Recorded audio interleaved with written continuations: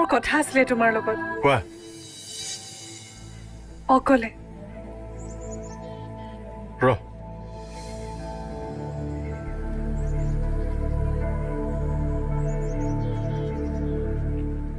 বহুত বেয়া হোৱাৰ পাছত মই এইখিনি সাহস গোটাইছো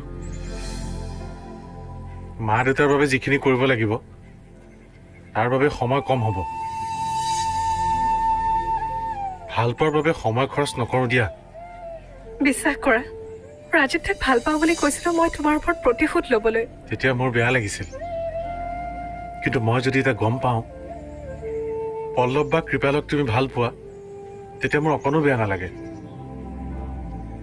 গোটেই জীৱন বন্ধু হৈ থাকিম বুলিও নকওঁ আহ